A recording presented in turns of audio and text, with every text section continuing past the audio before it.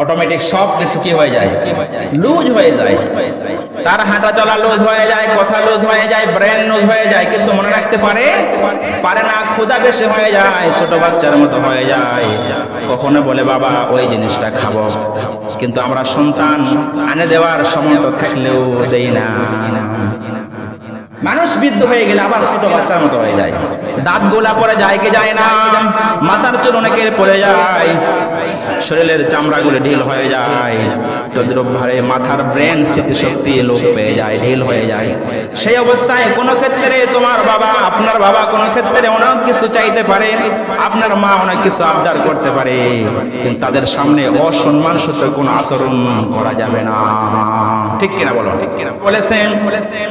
দুঃখ করে বলেছে একজন মা যে বাবা আমার চোখের সামনে দিয়ে আমার সন্তান সুন্দর সুন্দর বড় বড় সাদা মিষ্টি নিয়ে আমার চোখের সামনে দিয়ে রুমের ভিতরে ঢুকলো।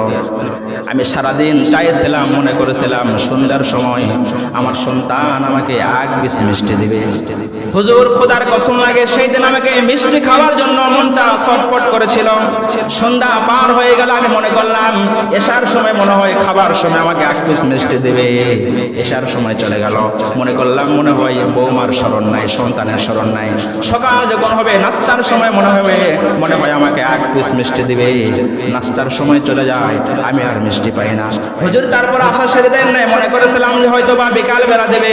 বিকালে যখন দেয় নাই তখন আসল তুলে আল্লাহর কাছে কেঁদেছি, আল্লাহ আমার সামর্থ্য নাই, শক্তি নাই মিষ্টি খাওয়ার। আল্লাহ আমার মন বড় মিষ্টি খাওয়ার জন্য আকুল হয়েছে, কিন্তু আমার সন্তান আমার সামনে দিয়ে মিষ্টি কিনে ঘরের ভিতরে ঢুকছে, আমাকে এক পিস মিষ্টি আমাকে দেয় না। চেয়ারের মধ্যে বসে আছে, সামনে তার বাবা বসে আছে, সামনে সন্তান বসে আছে, সামনে গাছের মধ্যে একটা কাক পড়ছে। কি পড়ছে? একটা কাক পাখি পড়ছে কালো। তখন সন্তানকে বাবা বলে, বাবা দেখো তো, দেখো ওই যে গাছের মধ্যে ওটা কি পাখি দেখা যায়? সন্তান বলে, বাবা সেটা হলো কাক পাখি। বাবা আবার বলছে, বাবা বলো তো, বলো ওই পাখি কি? সন্তান বলে, বাবা ওটা তো কাক পাখি, তুমি কি দেখতে পাও না?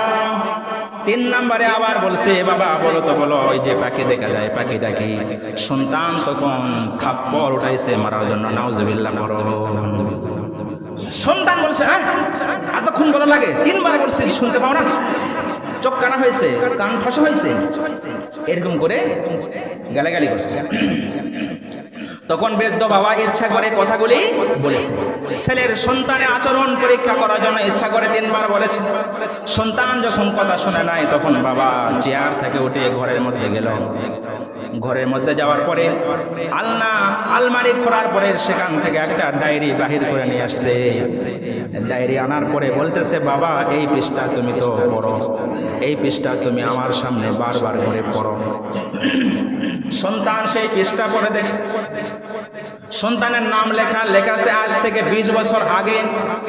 আজ থেকে 20 বছর আগে তোমার বয়স যখন 7 বছর ছিল, তুমি এই জায়গা এখানে বসে তুমি আমাকে ওই গাছের মধ্যে কোন এক পাখি দেখে একবার নয়, বারবার নয়, 25 বার তুমি জিজ্ঞাসা করেছিলে, বাবা ওই গাছের মধ্যে কি পাখি দেখা যায়? আমি 25 বার বিরক্তি না হয়ে 25 বার তোমাকে আমি উত্তর দিয়েছি। বলেন সুবহানাল্লাহ। সন্তান তখন হাও মাও করে কাঁদতে লাগলো, বলল, বাবা আমার ভুল হয়েছে, আমাকে ক্ষমা করে দাও। তখন পিতা বলে, বাবা দেখো তুমি 25 বার জিজ্ঞাসা করেছো, আমি একবারও তোমার প্রতি অসন্তুষ্ট হয় নাই, সম্মান সূচক আদর করে স্নেহ করে ভালোবাসা দিয়ে উত্তর দিয়েছি।